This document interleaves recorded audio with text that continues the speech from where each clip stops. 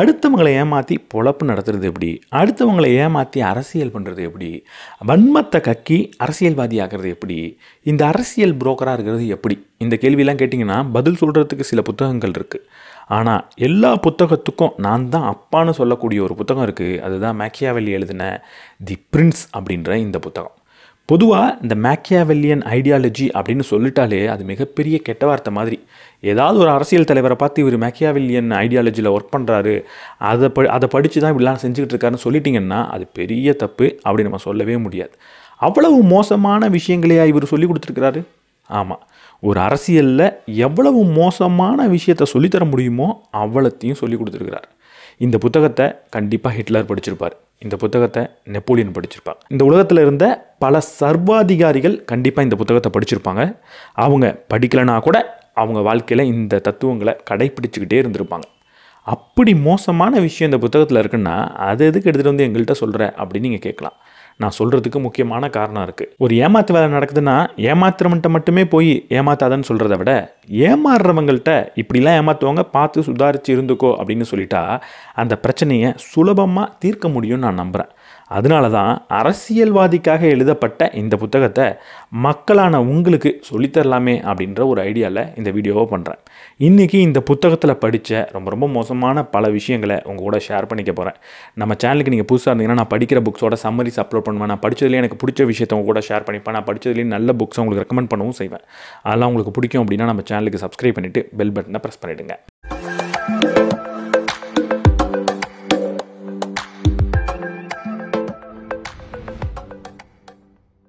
வீடியோக்குள்ளே போகிறதுக்கு முன்னாடி இந்த வீடியோவை நீங்கள் எப்படி பார்க்கணும் அப்படின்றத நான் முன்னாடியே சொல்லிடலாம் அப்படின்னு நினைக்கிறேன்.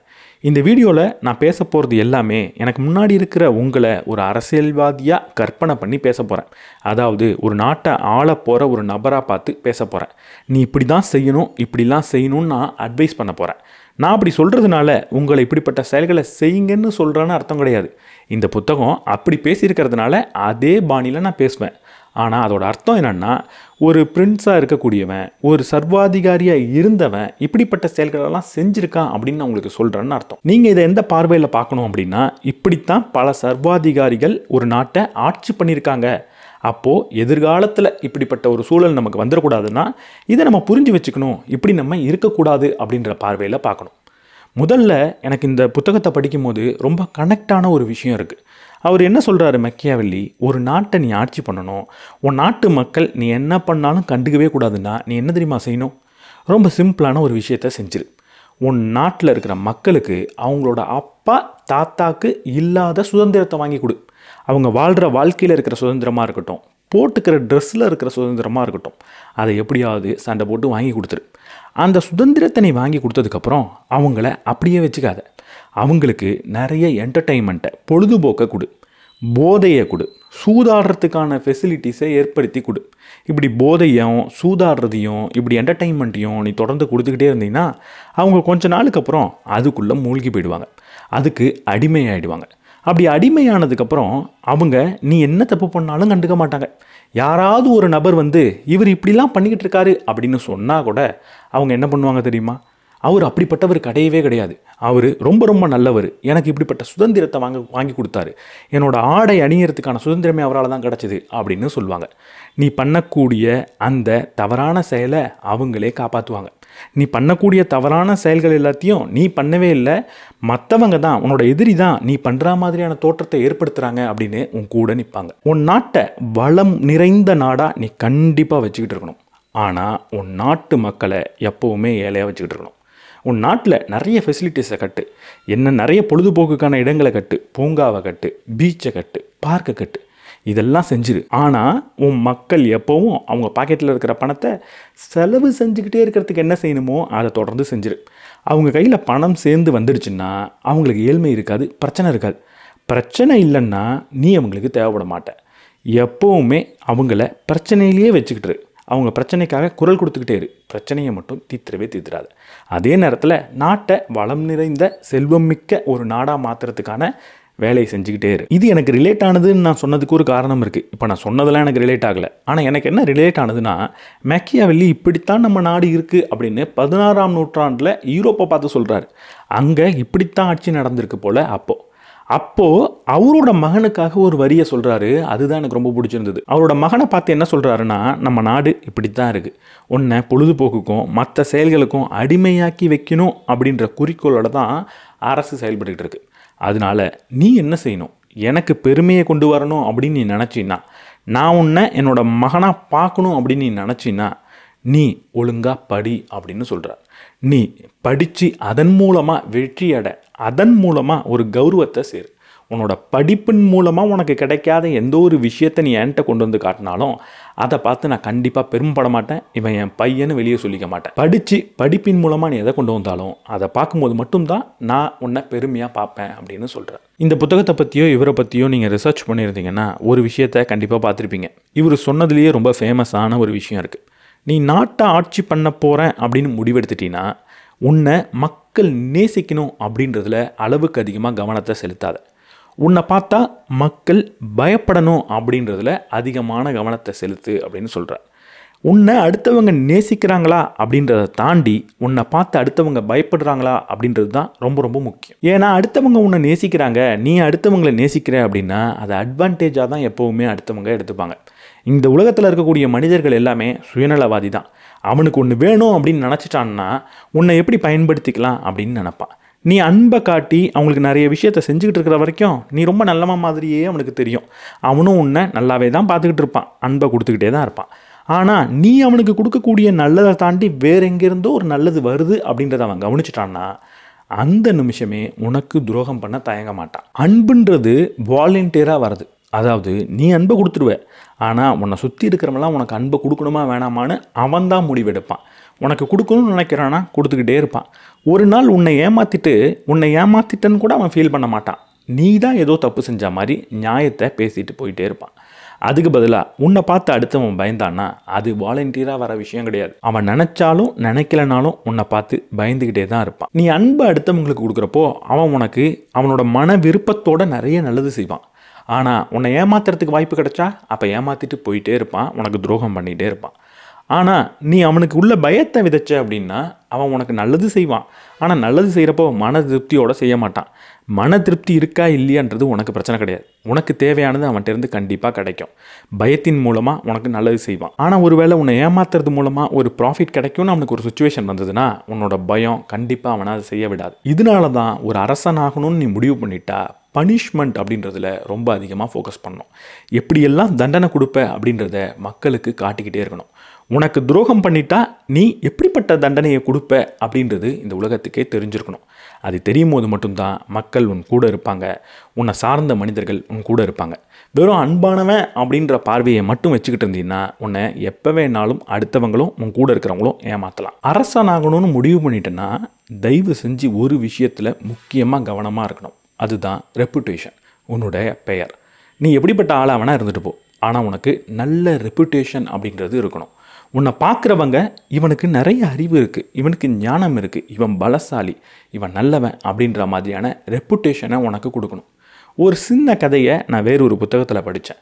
சைனாவில் இந்த வார் ஆஃப் 3 கிங்டம் நடந்துக்கிட்டு இருக்குது. அப்போது முக்கியமான ஒரு நிகழ்வு நடக்குது. ஒரு நாட்டில் அங்கே இருக்கக்கூடிய சோல்ஜர்ஸ் எல்லாரும் வெளியில் கிளம்பி போயிடுறாங்க.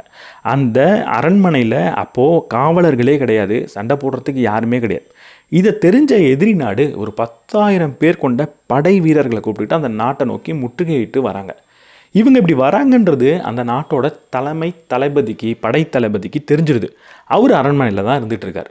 இப்போ இது தெரிஞ்சதுக்கப்புறம் அவர் என்ன சொல்கிறாரு, அங்கே இருக்கக்கூடிய வாயில் காவலர்கள்ட்டெல்லாம் கேட்டை திறந்து வச்சுடு, அரண்மனையோட கதவெல்லாம் திறந்து வச்சுடு, நாலா பக்கத்தில் இருந்தும் உள்ள ஆள் வரா மாதிரி நீ திறந்து வை அப்படின்னு சொல்கிறார்.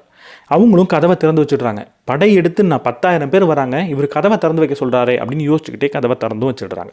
இவர் ஒரு சாமியார் மாதிரி ட்ரெஸ் அணிஞ்சிட்டு அங்கே இருக்கக்கூடிய மதில் சுவர் மேலே போய் உட்காந்து தவம் பண்ண ஆரம்பிச்சிடுறார். இப்போ 10,000 பேரை கொண்டு வந்த அந்த தளபதி இவரை பார்க்குறான். இவர் தளபதி, இவர் இங்கே தான் இருக்கார் அப்படின்னா நம்ம படையெடுத்து வரோன்றது கட்டாயம் இவருக்கு தெரிஞ்சிருக்கும். ஏன்னா அவ்வளவு பெரிய வீரன் இவர், அவ்வளவு பெரிய திறமசாலி இவர், அவ்வளவு தந்திரமான மனிதர் இவர். இவருக்கு கட்டாயம் நம்ம வரோன்றது தெரியாமல் இருக்க வாய்ப்பே கிடையாது. எவ்வளவு மறைமுகமாக நம்ம இந்த வேலையை செஞ்சுருந்தாலும் இவர் கண்டுபிடிச்சிருப்பார். இவர் இங்கே இருக்கார் அப்படின்னா நம்ம வரோன்றது இவருக்கு தெரிஞ்சிருந்தா இந்நேரம் இங்கே எவ்வளவோ ஒரு டிஃபென்ஸாக அவர் உருவாக்கியிருப்பார். இருந்தும் கதவெல்லாம் திறந்து வச்சுட்டு சும்மா ஒரு சாமியார் மாதிரி மேலே உட்காந்து தவம் பண்ணிக்கிட்டு இருக்காருன்னா கண்டிப்பாக ஏதோ ஒரு பிளான் பண்ணிட்டாரு அப்படின்னு சொல்லி 10,000 பேரையும் கூட்டிகிட்டு திரும்ப போனானா. 10,000 பேரையும் அன்றைக்கி விரட்டி அடித்தது என்னென்னா அந்த ஒரு நபர் வச்சுக்கிட்டு இருந்த ரெப்புடேஷன் தான்.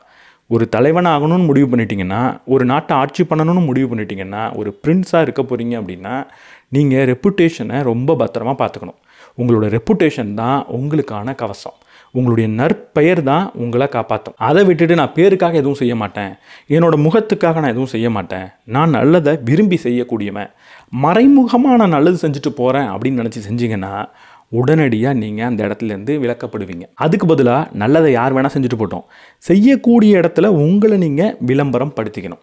அப்படி விளம்பரப்படுத்திக்கிறப்போ உங்களுடைய முகம் எல்லாராலையும் பார்க்கப்படணும். அப்படி பார்க்கப்படுறப்போ அங்கே எவ்வளவு நல்லது நடந்தாலும் அந்த நல்லதுக்கான ரெப்புடேஷன் உங்களுக்கு கிடைக்கும். அது கிடைச்சா மட்டும்தான் உங்களால் ஆட்சி பண்ண முடியும். அரசன் ஆகணும்னா மிருகத்தனத்தோடு இருக்கணும். மிருகம்னா எந்த மிருகம்? 2 மிருகத்தை பற்றி நீங்கள் புரிஞ்சுக்கணும். ஒன்று சிங்கம், இன்னொன்று நரி. இது 2வாவும் நீங்கள் இருந்தே தீரணும். சிங்கம் என்ன பண்ணும்? சண்டைன்னு போயிடுச்சுன்னா அதை மாதிரி வேறு யாராலையும் சண்டை போட முடியாது. ஓநாய்களை விரட்டி அடிக்கும். அப்படி சண்டை போட உங்களுக்கு தெரிஞ்சிருக்கணும். ஒரு நபரை எதிர்க்கிறீங்க அப்படின்னு பப்ளிக்காக சொல்லிட்டீங்கன்னா அவரை அடிமட்டத்துக்கு போய் நீங்கள் எதிர்க்கணும். அவர் கூட ஒரு சிங்கம் மாதிரி சண்டை போடணும். அதுக்காக எல்லார்கிட்டையும் சிங்கம் மாதிரியே சண்டை போட்டுக்கிட்டு இருப்பேன், நேருக்கு நேராக மட்டும்தான் மோதுவேன் அப்படின்னு நீங்கள் நினச்சிங்கன்னா உங்களோட வியூகன்றது எல்லாருக்கும் தெரிஞ்சிடும். உங்களை ஈஸியாக தோக்கடிச்சிருவாங்க. ஒரு சில இடங்களில் சிங்கம் மாதிரி நேருக்கு நேராக போய் சண்டை போடணும். பல இடங்களில் பின்னாடி தந்திரமாக நீங்கள் செயல்படணும். எப்போ நீங்கள் தந்திரமாக செயல்படுறீங்களோ அப்போ தான் உங்களுக்கும் தந்திரம் தெரியுன்றதை அடுத்தவங்க புரிஞ்சுப்பாங்க.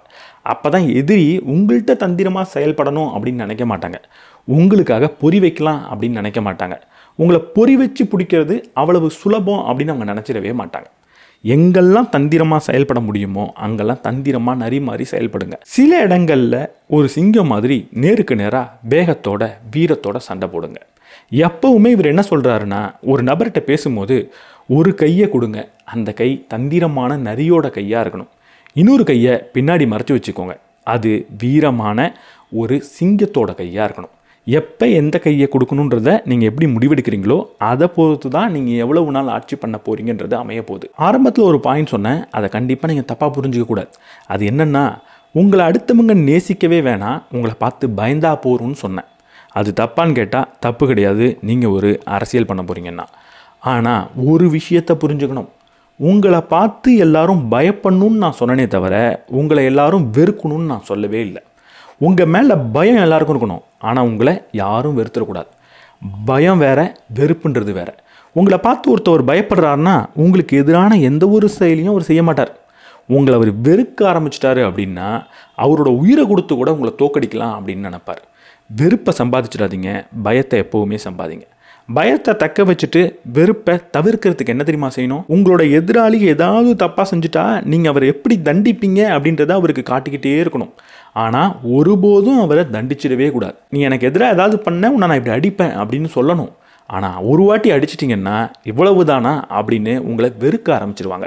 எக்காரணத்தை கொண்டும் மக்களோட இல்லை உங்களை சார்ந்தவரோட, ஏன் உங்கள் எதிரியோட வெறுப்பை கூட சம்பாதிச்சிடாதீங்க. யாரும் உங்களை வெறுத்துடக்கூடாது அப்படின்னு நினைங்க. பயப்படலாம், தப்பு கிடையாது. எப்போ உங்களை மக்கள் வெறுப்பாங்க தெரியுமா? 2 முக்கியமான இடத்தை அவர் சொல்கிறார்.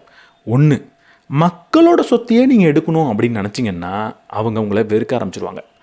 மக்களுக்கு தேவையில்லாத கடினமான ரூல்ஸை போட்டு அவங்கள்ட்டேருந்து காசை பிடிங்கிட்டே இருந்தீங்கன்னா அவங்க உங்களை வெறுக்க ஆரம்பிச்சிருவாங்க.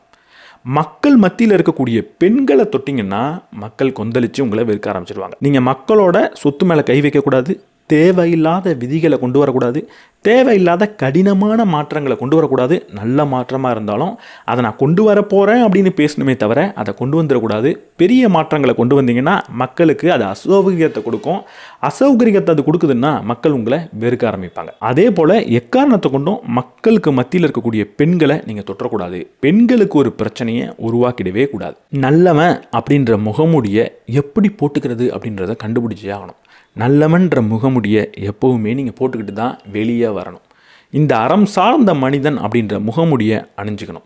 நீங்கள் அறத்தை கடைப்பிடிங்க கடைப்பிடிக்காதீங்க, நல்லவனாக இருங்க இருக்காதீங்க, அதெல்லாம் பிரச்சனை கிடையாது. ஆனால் நீங்கள் வெளியே வரக்கூடிய குறுகிய நேரத்தில், மக்களை சந்திக்க போகிற அந்த குறுகிய நேரத்தில் நீங்கள் தான் இந்த உலகத்திலேயே இருக்கிற நல்லவன் மாதிரி ஒரு முகமூடியை போட்டுக்கணும். இதை உங்களால் பண்ண முடியலன்னா நீங்கள் மக்களை ஜெயிக்க முடியாது.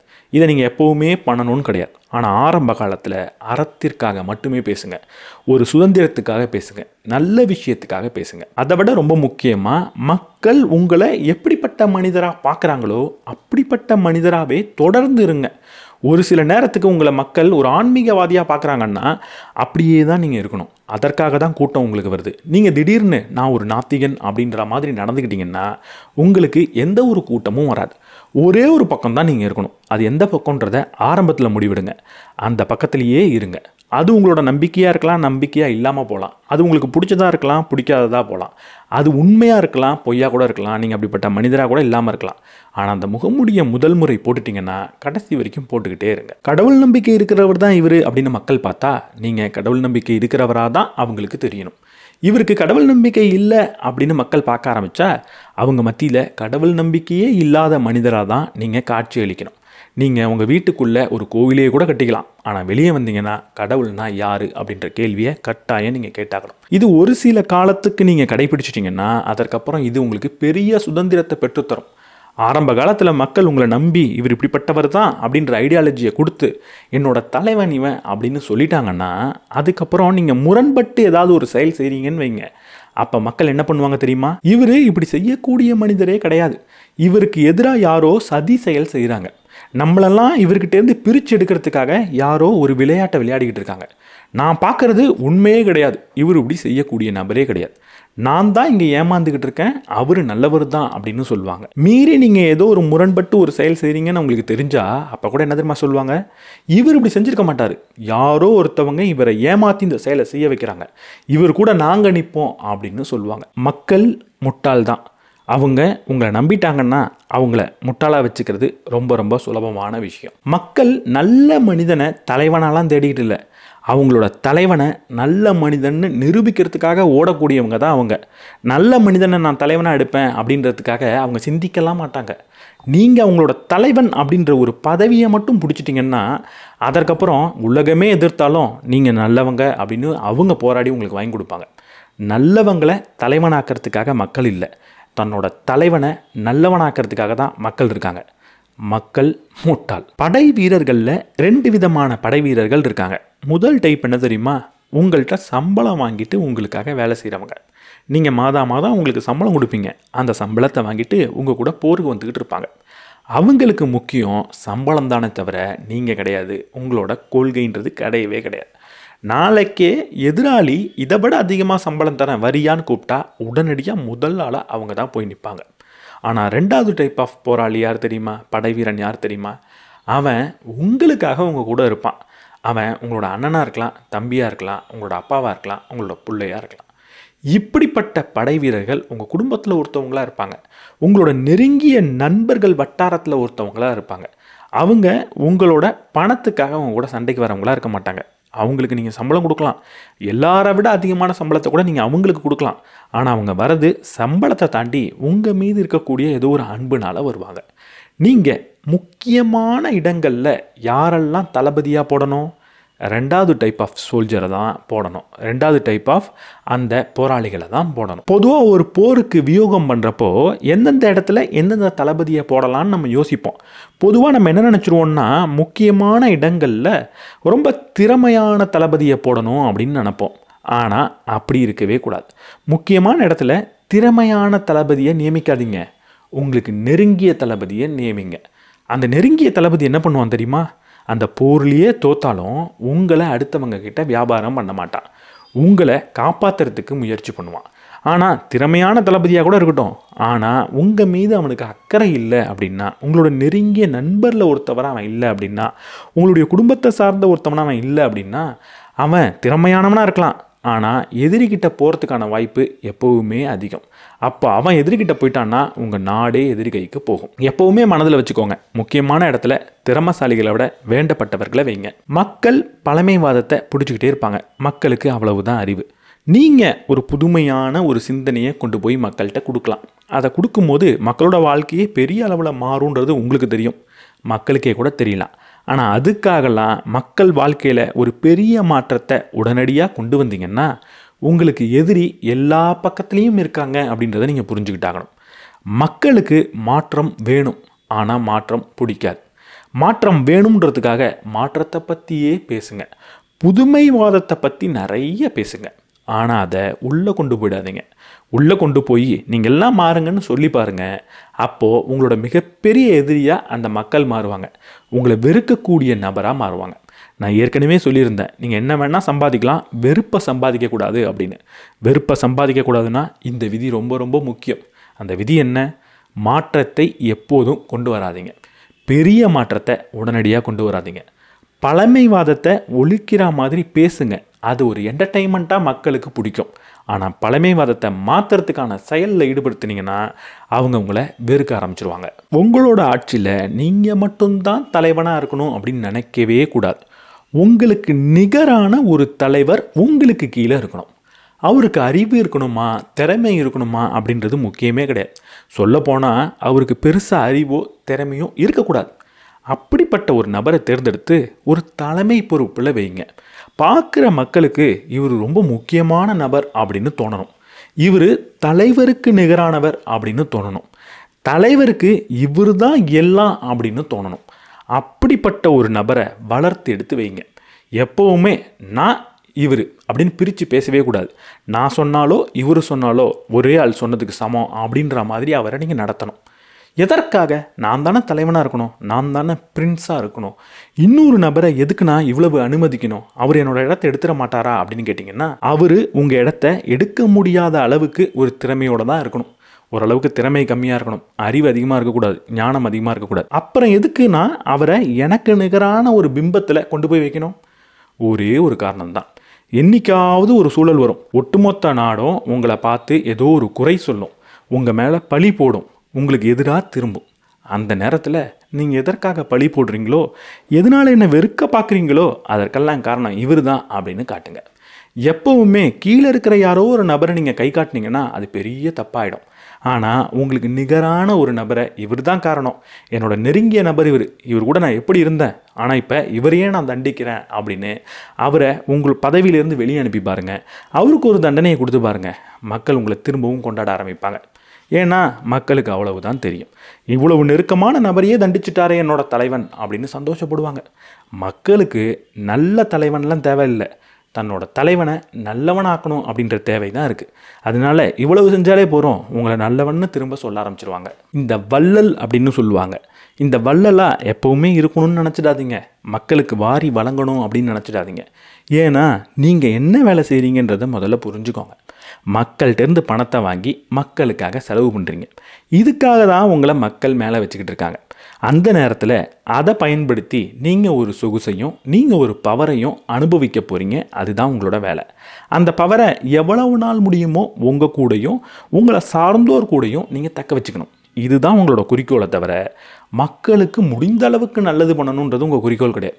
ஏன்னா மக்களுக்கு நல்லது பண்ணணுன்ற ஒரு பெரிய ஈடுபாடை நீங்கள் காட்டினா அதற்கு யார் வேலை செய்யணும்? மக்கள் மட்டும்தான். இந்த நாடு பெருசாகணும்னா மக்கள் தான் வேலை செய்யணும். இந்த நாட்டில் பெரிய பெரிய ரோடு வரணும், பெரிய பெரிய பில்டிங்ஸ் வரணும், பெரிய பெரிய ஹாஸ்பிட்டல் வரணும், இலவசமாக மருத்துவம் வரணும், இலவசமாக கல்வி வரணும், பெரிய பெரிய கல்வி நிலையங்கள் வரணும், ரிசர்ச் சென்டர் வரணும்னா அது எல்லாத்தையும் தலைவனால் செய்யவே முடியாதுன்றது தான் உண்மை. நாட்டை ஆட்சி பண்ணுறவங்கிட்ட பணம்லாம் கிடையாது, சக்தியும் கிடையாது, தனியாக அவர் ஒரு பில்டிங்கை கட்ட போகிறது கிடையாது. செய்யப்பட வேண்டிய அனைத்து வேலையும் என்றைக்குமே மக்களால் மட்டும்தான் செய்யப்பட போகுது.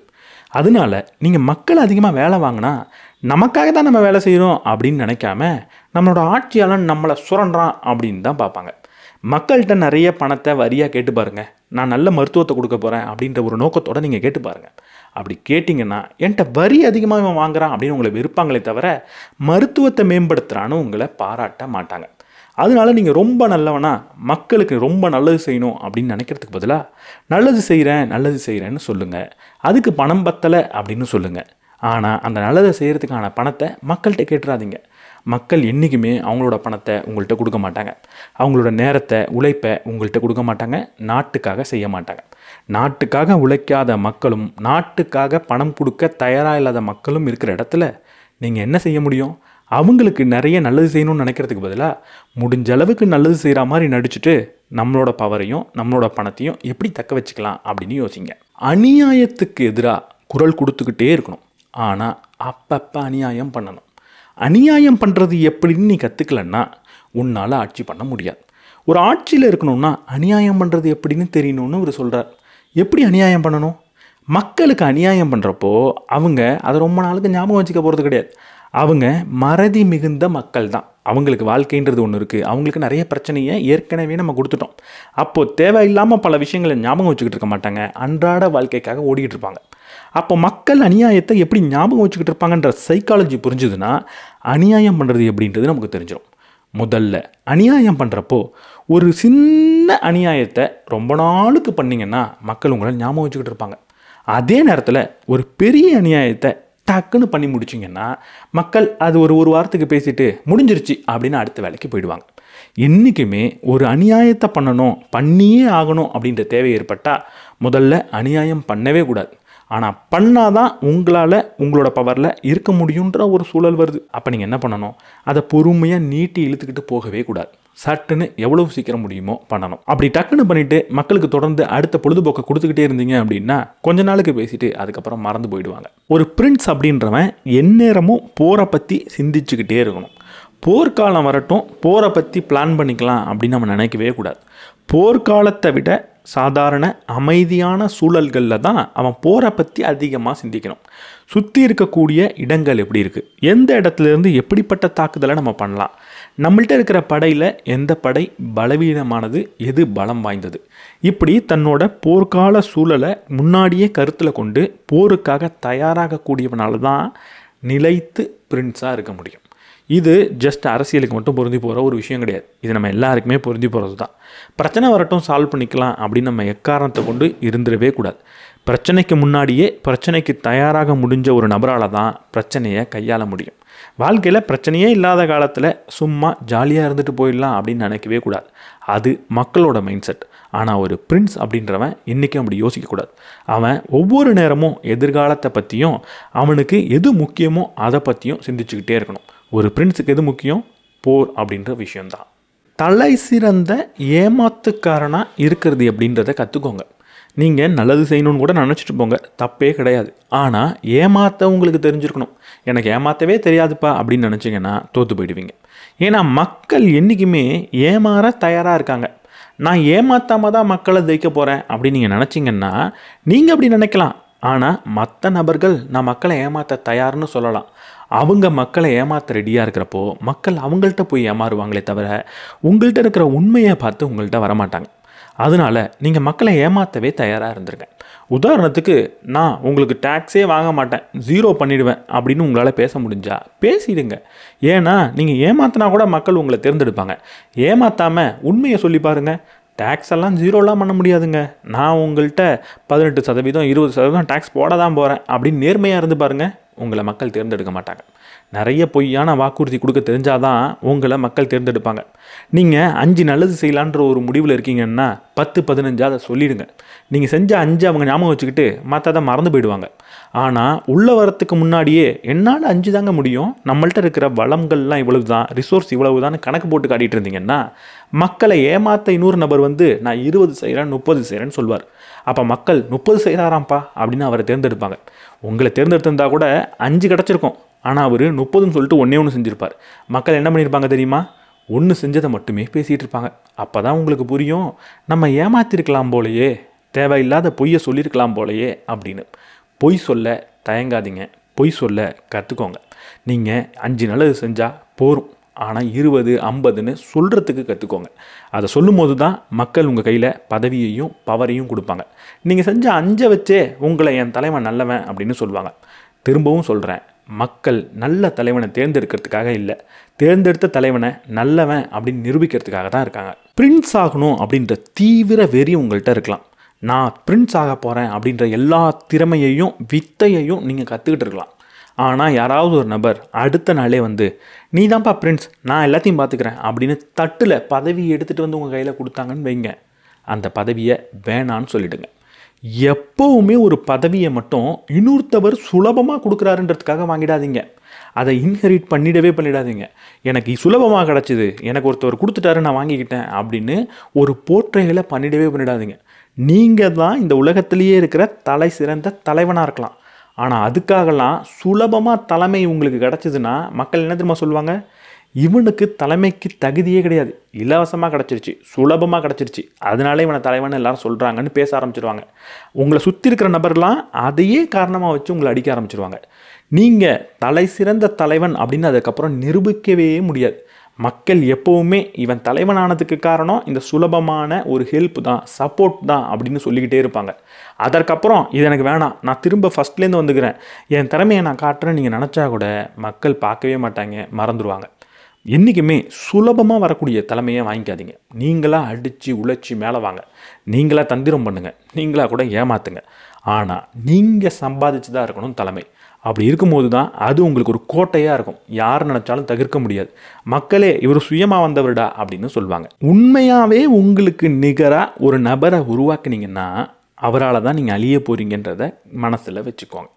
ரொம்ப ரொம்ப குரூவலான ஒரு விஷயத்த சொல்லியிருக்கிறார், ஆனால் அதை நான் சொல்லி ஆகணும் இல்லையா?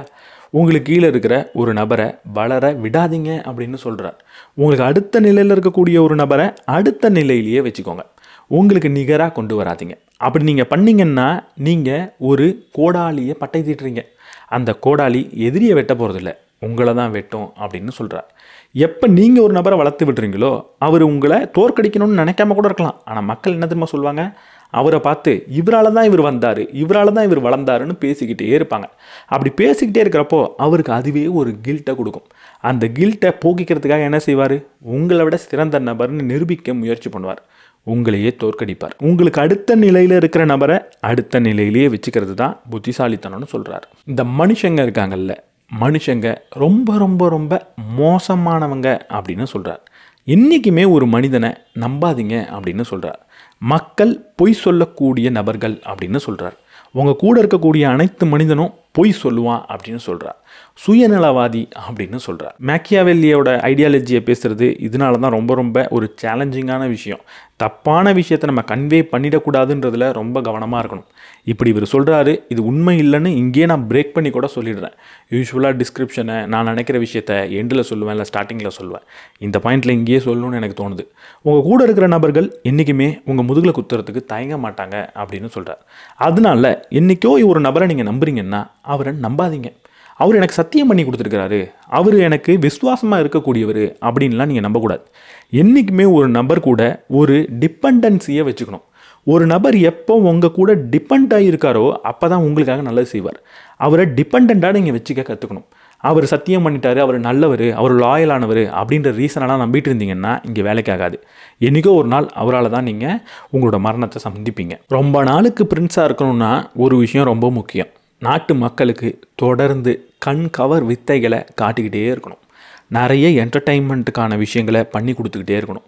பெரிய பெரிய திருவிழாக்கள் நடத்தி ஆகணும். பெரிய பெரிய நிகழ்வுகளை நீங்கள் அவங்களுக்கு காட்டிக்கிட்டே இருக்கணும். எப்போ ஒரு பெரிய திருவிழாவை நடத்தி மக்களுக்கு நீங்கள் காட்டுறீங்களோ அப்போ மக்கள் என்ன தெரியுமா நினைப்பாங்க?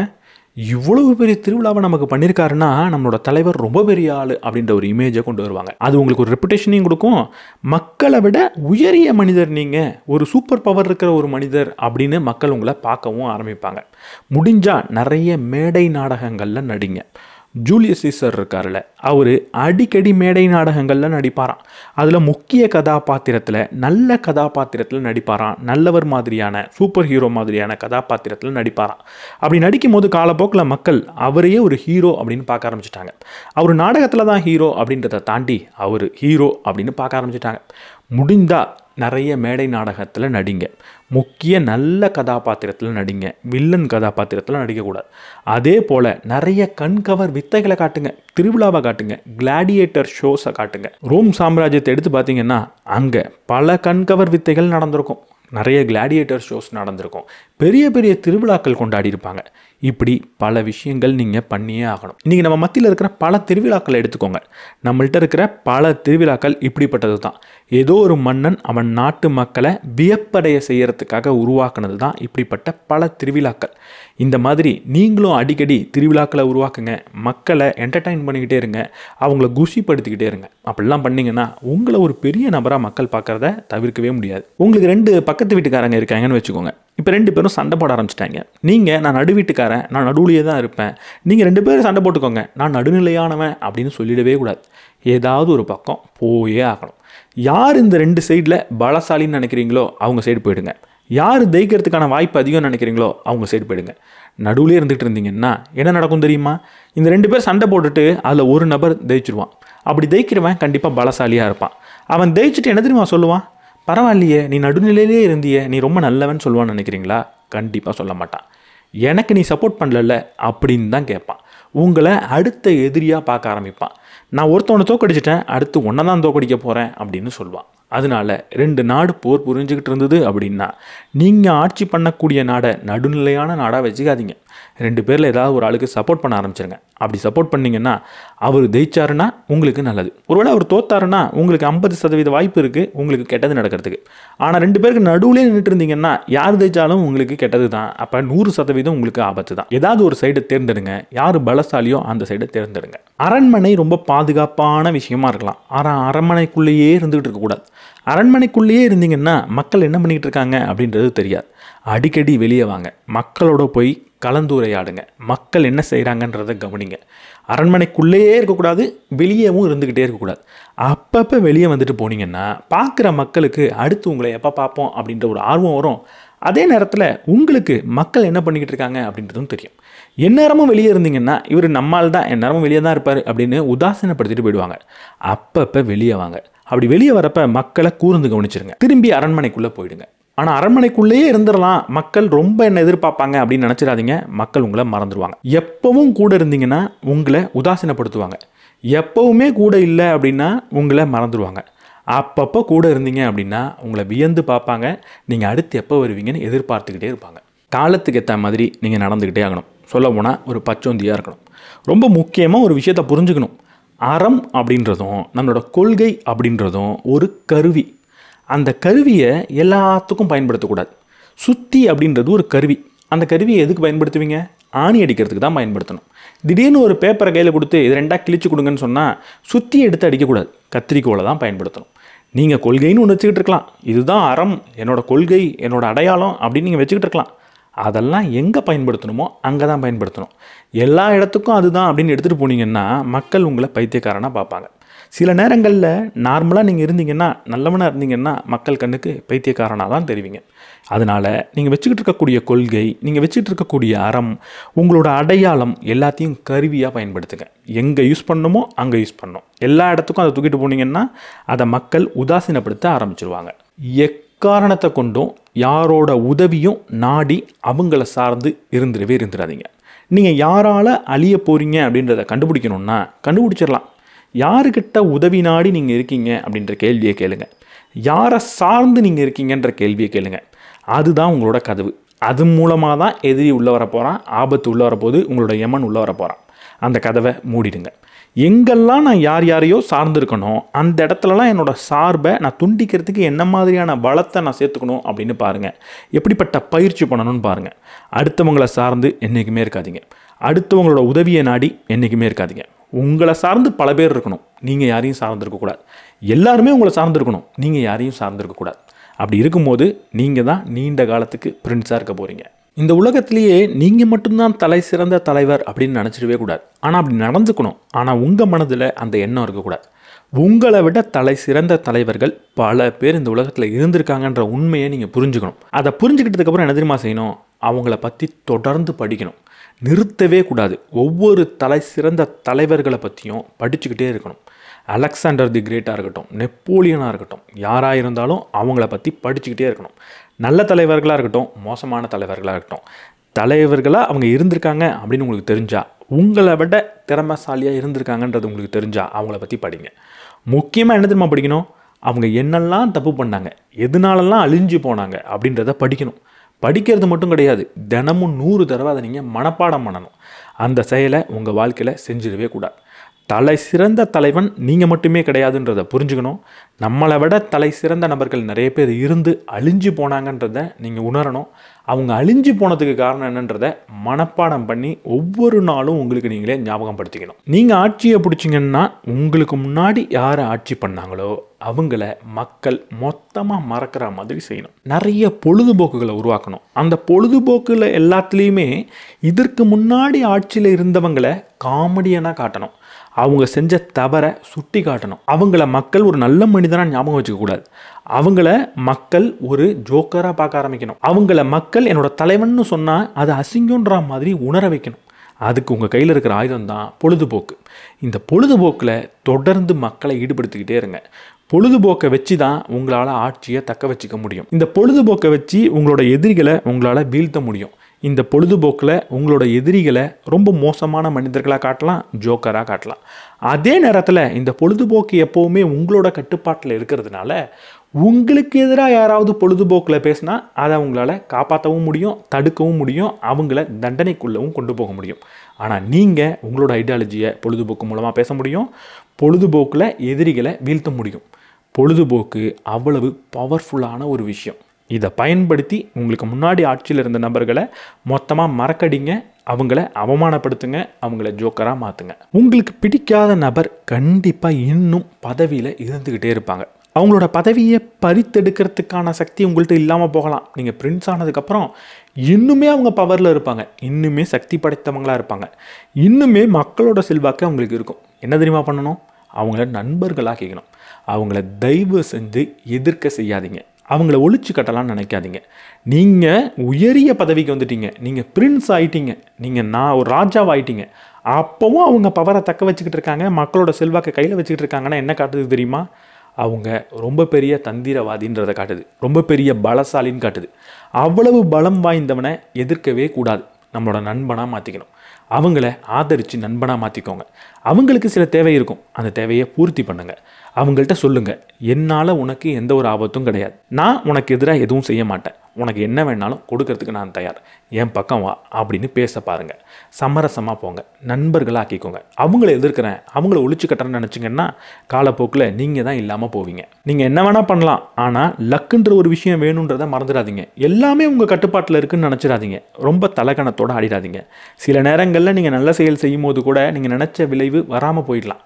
இந்த லக்குன்றது இருக்குது, நான் என்ன தான் பண்ணாலும் அது தவறாக போய் முடியலாம் அப்படின்ற பார்வையில் இருங்க. அதனால தான் நான் முன்னாடி சொன்னேன், போர் நிலவாத அமைதி நிலவக்கூடிய நேரத்துலையும் போருக்கு நீங்கள் தயாராக இருக்கணும், போருக்காக பயிற்சியை பண்ணணும், போரை எதிர்பார்த்துக்கிட்டு இருக்கணும் அப்படின்னு. என்ன நடக்கும்ன்றது எப்போவுமே உங்கள் கையில் கிடையாது. நீங்கள் நினைக்காதது நடக்கலாம், நீங்கள் எதிர்பார்க்காதது நடக்கலாம். அதுக்கு தயாராக இருங்க, அதை புரிஞ்சு வச்சுக்கோங்க. யாரையுமே நம்பாதீங்கன்னு சொன்னேன், ஆனால் இருக்கிறதுலையே நம்பக்கூடாத ஒரு நபர் யார் தெரியுமா? எந்நேரமும் உங்களை புகழ்ந்துக்கிட்டே இருக்கக்கூடிய நபர், எந்நேரமும் உங்களை வாழ்த்திக்கிட்டே இருக்கக்கூடிய நபர், தினமும் ஒரு 10 வாட்டியாவது உங்களுக்கு சல்யூட் அடிச்சிருவார் அப்படின்னு ஒரு நபர் இருந்தாருன்னா தயவு செஞ்சு அவரை நம்பவே நம்பாதீங்க, அரசவையை விட்டு வெளியே அமைச்சிருங்க. நீங்கள் தேடி கண்டுபிடிக்க வேண்டிய ஒரு நபர் யார் தெரியுமா? உங்கள்கிட்ட இருக்கிற குறைய உண்மையாக நேர்மையாக உங்கள்கிட்ட சொல்லக்கூடிய நபர். அப்படிப்பட்ட ஒரு சில நபரை உங்கள் கூட வச்சுக்கோங்க. ஏன்னா அவங்க தான் உங்கள்கிட்ட இருக்கிற குறைகளை உங்களுக்கு காட்டுவாங்க, எந்த இடத்துல நீங்கள் முன்னேறணுன்றதை சொல்லுவாங்க. அதை நீங்கள் சரி செஞ்சுக்கும் போது தான் ஆட்சியை கையில் வச்சுக்க முடியும். எந்நேரமும் கூட இருந்துட்டு நான் ஒரு பெரிய பதவியில் இருக்கன்றதுக்காக என்னை புகழ்ந்துக்கிட்டே இருக்கிற நபரை கூட வச்சுக்கிட்டு இருந்தேன்னா அவங்க புகழ்ந்துக்கிட்டே இருப்பாங்க. எதை நான் மாற்றிக்கணும், எதை சரி செய்யணும், எங்கே நான் முன்னேறணுன்றது தெரியாமல் அவங்க சொல்கிறதெல்லாம் நம்பிக்கிட்டே இருப்பேன். ஒரு கட்டத்தில் என்னோட வீக் பாயிண்ட்டை வச்சு என்னோட எதிரி என்ன தோற்கடிப்பான். என்னோட வீக் பாயிண்ட் என்ன, எங்கெல்லாம் எனக்கு குறை இருக்குன்னு சொல்லக்கூடிய நபர்கள் வைரம் மாதிரி. அவங்கள உங்கள் கூட அரசவையில் எப்போவுமே வச்சுக்கிட்டு இருங்க. பாராட்டிக்கிட்டே இருக்கிறவங்க செங்கல் மாதிரி, அவங்கள கொண்டு போய் வெளியில் வச்சுருங்க. தலைமைக்கு வரணும்னா கொஞ்சம் நேரம் எடுத்து பொறுமையாக தான் வரணும். நீங்கள் எவ்வளவு தான் திறமைசாலியாக இருந்தாலும் உடனடியாக தலைமைக்கு வந்தீங்கன்னா அந்த ஒரு தருணத்தில் உங்களை பெரிய ஹீரோ மாதிரி மக்கள் பார்ப்பாங்க. ஆனால் காலப்போக்கில் என்ன சொல்லுவாங்க தெரியுமா? இவர் லக்கில் வந்துட்டார், இல்லை அடுத்தவங்களோட உதவியில் வந்துட்டார், இவர் உண்மையாக உழைத்து இங்கே வரல அப்படின்னு சொல்ல ஆரம்பிச்சிருவாங்க. உங்களால் உடனடியாக தலைமைக்கு வர முடிஞ்சாலும் உடனடியாக வராதிங்க. ரொம்ப கஷ்டப்பட்டு தான் அந்த இடத்துக்கு வரா மாதிரி உங்களை நீங்கள் காட்டிக்கணும். ரொம்ப திட்டமிட்டு தான் அந்த இடத்துக்கு நீங்கள் வந்தா மாதிரி உங்களை நீங்களே காட்டிக்கணும். ரொம்ப பொறுமையாக நிதானமாக ஒரு விடாமுயற்சியோடு தான் அங்கே வந்தீங்க அப்படின்னு உங்களை நீங்கள் காட்டிக்கணும். இப்படிப்பட்ட கதைகளை உங்களை சுற்றி நீங்கள் வடிவமைக்கணும். நான் சும்மா வந்தேன் எனக்கு தலைமை கிடச்சிது அப்படின்ற மாதிரி நீங்கள் காட்டவே கூடாது. பல விடாமுயற்சி, பல முயற்சிகள், பல திட்டமிடுதலுக்கு அப்புறம் இது எனக்கு கிடச்சிது அப்படின்னு, பல போராட்டங்களுக்கு அப்புறம் இது எனக்கு கிடச்சிது அப்படின்ற கதைகளை உருவாக்க என்றைக்குமே மறந்துடாதீங்க. இந்த கதைகள் தான் காலப்போக்கில் உங்களை காப்பாற்றும். இவர் சும்மாலாம் இந்த இடத்துக்கு வரல தெரியுமா அப்படின்னு மக்கள் உங்களுக்காக பேசணுன்னா அதற்கான வாய்ப்பை உருவாக்கி கொடுங்க. அவங்க பேசணுன்னு தான் ஆசைப்பட்றாங்க, வாய்ப்புக்காக ஏங்குறாங்க. அந்த கதைகளை அவங்களுக்கு கொடுத்துருங்க. உங்கள் மக்கள் எந்த மதத்தை நேசிக்கிறாங்களோ அந்த மதத்தோட தலைவன் மாதிரி நடந்துக்கோங்க. அந்த மதத்தோட பிராண்ட் அம்பாசடராக நீங்கள் தான் இருக்கணும். அந்த மதத்தின் பேரை சொன்னாலே உங்களோட முகம் ஞாபகத்துக்கு வரணும். அதுக்கு என்ன பண்ணணுமோ பண்ணுங்கள். அந்த மதத்தை நீங்கள் ஃபாலோ பண்ணணும்லாம் யாரும் சொல்லலை. அந்த மதத்தின் தலைவன் மாதிரி காட்சியளிங்க அப்படின்னு சொல்கிறேன். அது மதமாக இருக்கலாம், நாத்திகமாக இருக்கலாம், கடவுள் நம்பிக்கை இல்லாமல் கூட இருக்கலாம். எந்த நம்பிக்கை உங்கள் மக்கள்கிட்ட அதிகமாக நிலவுதோ அந்த நம்பிக்கையை உருவாக்கினதே நீங்கள் தான் அப்படின்ற காட்சி அளிக்கணும். அந்த நம்பிக்கையோட முகமே நீங்கள் தான் அப்படின்னு மக்களுக்கு கதை சொல்லிக்கிட்டே இருக்கணும். அப்படிப்பட்ட வித்தைகளை காட்டணும். அப்படி மக்கள் உங்களை பார்த்துக்கிட்டே இருக்கணும். அந்த நம்பிக்கையே எங்கெல்லாம் மக்கள் பார்க்குறாங்களோ அது கூடவே உங்கள் முகத்தை மக்கள் பார்த்துடணும். அப்போ தான் அந்த நம்பிக்கையை பற்றி நினைக்கும் போதும் பேசும் போதும் நீங்கள் ஞாபகத்துக்கு வருவீங்க. அந்த நம்பிக்கை பற்றி பல கோட்ஸை சொல்லுங்கள், பல வாசகங்களை சொல்லி வைங்க. அப்போ தான் அந்த வாசகத்தை மக்கள் பயன்படுத்துவாங்க. அதை பயன்படுத்தும் போது அதை சொன்னது நீங்கள் அப்படின்றத மறக்கவே மாட்டாங்க. அவங்களோட தலைவனாக நீங்கள் மாறுவீங்க. உங்களுக்கு அதில் நம்பிக்கை இருக்கா இல்லையான்றதை பற்றிலாம் இங்கே பிரச்சனையே கிடையாது.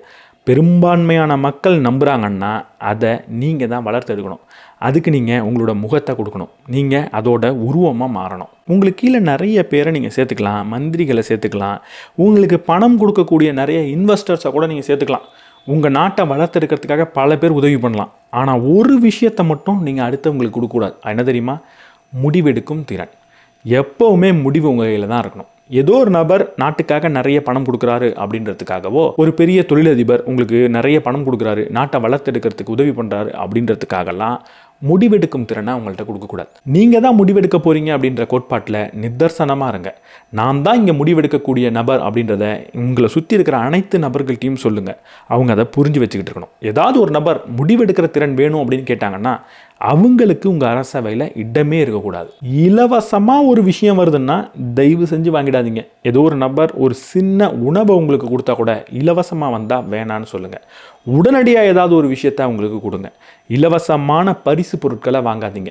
எப்போ இலவசமாக ஒரு பரிசு பொருளை ஒரு நபர்கிட்டேருந்து வாங்குறீங்களோ அவங்களுக்கு நீங்கள் கடமைப்பட்ட நபராக மாறிடுறீங்க. அப்போது உங்களை கட்டுப்படுத்தக்கூடிய திறன் அவங்களுக்கு வருது. எக்காரணத்தை கொண்டும் இலவச பரிசு பொருட்களை வாங்கவே வாங்காதீங்க. எல்லாருக்கும் பரிசு கொடுங்க, ஆனால் பரிசை நீங்கள் வாங்காதீங்க.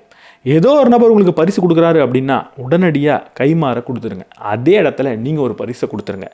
இலவசமாக எதையும் வாங்கக்கூடாதுன்ற கோட்பாட்டில் இருங்க. தலைமையில் இருக்கணும்னா என்றைக்கும் படிச்சுக்கிட்டே இருக்கணும். படிக்காமல் நான் தலைமையில் இருக்க போகிறேன் அப்படின்னு நினைக்காதீங்க. எந்நேரமும் படிச்சுக்கிட்டே இருங்க. எந்நேரமும் புது புது விஷயங்களை கற்றுக்கிட்டே இருங்க. உங்கள் நாட்டை ஆட்சி பண்ணுறதுக்கு என்னெல்லாம் தேவையோ அதை நீங்கள் படிச்சுக்கிட்டே இருக்கணும். போர் யுக்திகளை படிக்கணும், ஒரு எக்கனாமிக்ஸை படித்தாகணும், ஒரு பிஸ்னஸ் பண்ணுறது எப்படின்றத படித்தாகணும், கவர்மெண்ட் ரூல்ஸ் என்னன்றதை படித்தாகணும், இதுக்கு முன்னாடி இருந்த கவர்மெண்ட்ஸ் என்னெல்லாம் தப்பு பண்ணியிருக்காங்கன்றதை படித்தாகணும். 24 மணி நேரம் உங்களுக்கு பத்தாது ஆக்சுவலாக படிக்க. நான் படிக்காமல் 1 மணி நேரத்தை கழிக்கிறேன் அப்படின்னா உங்களுக்கு தலைமை அப்படின்றது ஒத்து வராதுன்றது அர்த்தம். நல்லது செய்யணும்னு முடிவு பண்ணிட்டீங்கன்னா பொறுமையாக கொஞ்சம் கொஞ்சமாக செய்யுங்க. ஒரே நேரத்தில் எல்லா நல்லதையும் செஞ்சிடாதீங்க. ஒரு 10 வாக்குறுதியை நிறைவேற்ற போகிறீங்க அப்படின்னா 10ஐயும் ஒரே நாளில் நிறைவேற்றிடாதீங்க. 3 மாதத்துக்கு ஒன்றா நிறைவேற்றிக்கிட்டே வாங்க. அப்போ தான் மக்கள் திரும்ப யோசிச்சு பார்க்குறப்போ 1 வருஷம் 2 வருஷத்துக்கு நல்லது செஞ்சுருக்காரு அப்படின்னு நினைப்பாங்க. அந்த 10ஐயும் ஒரே நாளில் செஞ்சால் அதை அப்படியே மறந்துட்டு ரொம்ப நாளாக எதுவுமே ஒரு செய்யலையே அப்படின்னு சொல்லுவாங்க. நல்லதை பொறுமையாக பிரித்து நேரம் எடுத்து செய்யுங்க. ஆனால் ஏதாவது ஒரு கெட்டது செஞ்சே ஆகணும், வரியை ஏற்றி ஆகணும், இல்லை ஒரு வேலையை கடினமாக்கி ஆகணும் அப்படின்லாம் நீங்கள் நினச்சிங்கன்னா அதை பொறுமையாகவே செய்யாதீங்க. ஒரே நாளில் டக்குன்னு எல்லாத்தையும் அறிவிச்சிடுங்க. கொஞ்சம் நாளில் மக்கள் அதை மறந்துடுவாங்க. திரும்பி யோசித்து பார்த்தா அன்றைக்கி ஒரு நாள் ஏதோ ஒன்று செஞ்சுட்டாரு அப்படின்னு நினைப்பாங்க. நல்லதை பிரித்து நேரம் எடுத்து செய்யுங்க. கெட்டதை உடனடியாக ஒரே நேரத்தில் செஞ்சுருங்க. சில நேரத்தில் உங்கள் கூட இருக்கிறவங்களுக்கு துரோகம் செஞ்சாகணும். ஒரு 2 கேள்வி கேட்குறேன், என்ன பதில் சொல்ல போகிறீங்க? உங்களோட பதவிக்காக உங்களோட நண்பனை, உயிர் நண்பனை தியாகம் பண்ண முடியுமா உங்களால்? உங்களை ஆழமாக நம்பக்கூடிய ஒரு நபர், யாருக்கு நீங்கள் உயிர் மேலே சத்தியம் பண்ணி கொடுத்தீங்களோ அந்த நபர், உங்களோட சர்வைவலுக்காக அவரை உங்களால் ஏமாற்ற முடியுமா? இது 2த்துக்கும் என்னால் முடியும்னு சொன்னீங்கன்னா பிரின்ஸ் ஆகுங்க, இல்லைனா ஆகவே ஆகாதீங்க அப்படின்னு இவர் சொல்கிறார். எவ்வளவு கொடூரமான ஒரு எண்ணத்தோட பேசியிருக்கிறாரு. இப்படி பேசியிருக்கிறாருன்னா சும்மா இவராக பேசல, பல பேரை ஸ்டடி பண்ணி பேசியிருக்கார். அந்த காலத்தில் இவ்வளவு கொடூரமான மன்னர்கள் இருந்திருக்காங்க, ஆட்சியாளர்கள் இருந்திருக்காங்க. இல்லைனா அவர் ஏன் பேசியிருக்க போகிறார்? மாற்றத்தை கொண்டே வராதிங்கன்னு சொன்னேன். ஆனால் சில சமயம் மாற்றத்தை கொண்டு வந்தே ஆகணுன்ற தேவையில் இருப்பீங்க. அப்போ எப்படி மாற்றத்தை கொண்டு வருது அப்படின்னு சொல்கிறார். முதல்ல மாற்றத்தை கொண்டு வரக்கூடாதான், முதல்ல இருக்கிறத கடினமானதாக மாற்றணும். இப்போ இருக்கிற சூழலை என்னால் பொறுத்துக்கவே முடியலன்னு மக்கள் அழணும். எனக்கு மாற்றம் வேணும்னு அவங்கள கேட்க ஆரம்பிக்கணும். அப்படி கேட்கும்போது கொஞ்சம் கொஞ்சமாக எந்த மாற்றத்தை நீங்கள் கொண்டு வரணும்னு நினைக்கிறீங்களோ அதை பேசுங்க. அப்போ மக்கள் கொஞ்சம் கொஞ்சமாக அந்த மாற்றம் தான் நமக்கான சொல்யூஷன், அதுதான் நமக்கான தீர்வுன்னு நம்ப ஆரம்பிப்பாங்க. அப்போ பொறுமையாக அந்த மாற்றத்தை கொண்டு வந்தீங்கன்னா மக்கள் உங்களை ஆதரிப்பாங்க, உங்களை தலைவனாக பார்ப்பாங்க. இருக்கிற சுச்சுவேஷனை மோசமாக்காமல் புது ஒரு சுச்சுவேஷனை கொண்டு வராதிங்க. இப்போ மக்கள் எதை பழகிக்கிட்டு இருக்காங்களோ அதை கடினமாக்காமல் புதுமையை கொண்டு வரவே செஞ்சிடாதீங்க. இருக்கிறத கஷ்டமாக்குங்க, மக்கள் கொஞ்சம் அலட்டும், அதுக்கப்புறம் மாற்றத்தை கொண்டு வாங்க. ஃபைனலாக இவரை பற்றி பேசினா இவர் சொன்ன ஒரு டயலாக்கை எல்லாரும் சொல்லுவாங்க, தி எண்ட் ஜஸ்டிஃபைஸ் த மீன் அப்படின்னு சொல்லுவார். கடைசியாக நீங்கள் எங்கே போய் சேரணுமோ அங்கே சேர்ந்தீங்களா இல்லையான்றது மட்டும் தான் கேள்வி. எந்த பாதையில் வந்தீங்கன்றது கேள்வியே கிடையாது. ஒரு பிரின்ஸுக்கு நாட்டை பிடிக்கணுன்றது தான் எண்டு. பிடிச்சாரா பிடிக்கலையான்றது தான் கேள்வி. நடுவில் எந்த பாதையில் வந்தேன், நீ நல்லது செஞ்சியா இல்லை மோசம் பண்ணியா, மக்களை ஏமாத்தினியான்றதெல்லாம் கேள்வி கிடையாது. என்ன வேணால் பண்ணு, உனக்கு தேவையான எண்டை நீ அடைஞ்சியான்றது மட்டும்தான் கேள்வின்னு சொல்கிறேன். இதோட இந்த வீடியோவை நம்ம முடிச்சுக்கலாம். இன்னும் பல விஷயங்கள் நான் பேசிகிட்டே போகலாம். இந்த புத்தகத்தில் சொல்லியிருக்கிற கருத்தை கூட நல்ல கருத்து மாதிரி என்னால் பேசவும் முடியும். இந்த புத்தகத்தை பற்றி பேசாமல் கூட நான் தவிர்த்துருக்கலாம். ஆனால் இந்த புத்தகத்தை பற்றி பேசணும் அப்படின்னு எனக்கு தோணுச்சு. ஏன்னா இப்படி ஒரு பார்வை இருக்குது, இப்படிப்பட்ட ஒரு கருத்து இருக்குது அப்படின்னு அவங்களுக்கு சொல்லணும். இந்த புத்தகம் நம்ம நாட்டில் விற்றுக்கிட்டு தானே இருக்குது. அப்போ யார் வேணாலும் இந்த புத்தகத்தை வாங்கி படிக்கலாம்ல. இந்த புத்தகத்தை படிக்கக்கூடிய ஒரு நபர் உங்களை இந்த புத்தகத்தில் சொல்லியிருக்கக்கூடிய ஐடியாலஜியை வச்சு பயன்படுத்திக்க முடியும்ல. அப்போது உங்களை காப்பாற்றணுன்னா என்ன பண்ணணும்? நீங்களும் இந்த புத்தகம் படித்தாகணும். இப்போ நிறைய பேர் ஃப்ராடு பண்ணிக்கிட்டு இருக்காங்க. கவர்மெண்ட் என்ன பண்ணுது? ஃப்ராடு பண்ணுறவங்களெல்லாம் கூப்பிட்டு வச்சு இது பண்ணக்கூடாதுன்னு பாடம் எடுக்கிறதே கிடையாது. நம்ம யாருக்காவது கால் பண்ணும்போது நமக்கு தான் ஃபோனில் அறிவுரை சொல்லுது, இப்படிலாம் ஏமாற்றுவாங்க, ஓடிபி கொடுத்துடாதீங்க, இதெல்லாம் கேட்பாங்க, செஞ்சிடாதீங்க அப்படின்னு நமக்கு அறிவுரை கொடுக்குது. அதோட நோக்கம் என்ன? ஏமாத்துறவங்களை போய் திருத்த முடியாது, ஏமாத்துறவங்களை கண்டுபிடிக்கவும் முடியாது. ஏமாத்துறவன் ரொம்ப திறமையாக நான் ஏமாத்துறேன் அப்படின்றது வெளியே தெரியாமல் பார்த்துப்பான்.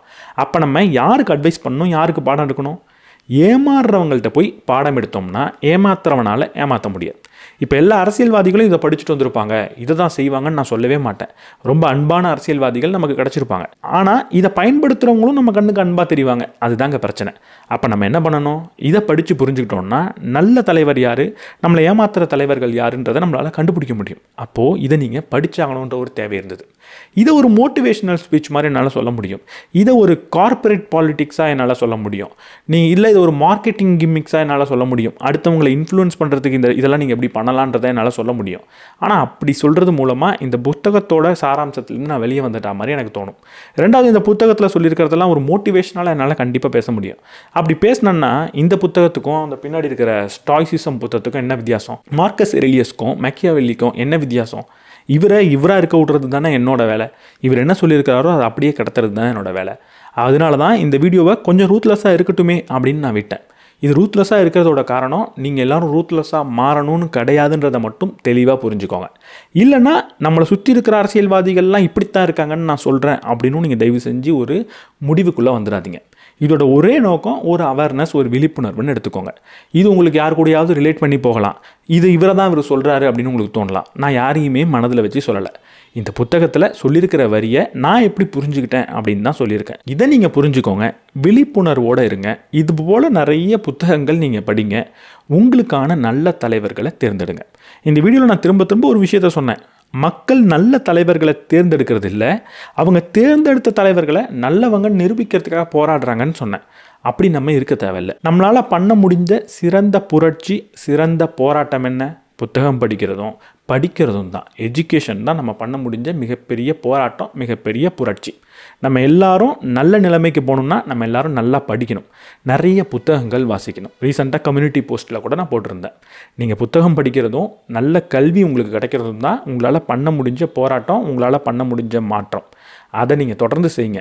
அதில் இதுவும் ஒன்றா இருக்கட்டும், ஒரு அவேர்னஸாக இருக்கட்டும். திரும்பவும் சொல்கிறேன், இந்த வீடியோவோட ஒரே நோக்கம் இதை நீங்கள் தெரிஞ்சுக்கிட்டு இப்படிப்பட்ட ஒரு நபர் உங்கள் வாழ்க்கையில் வந்தால் உங்களை நீங்கள் காப்பாற்றிக்கிறதுக்கு தான்.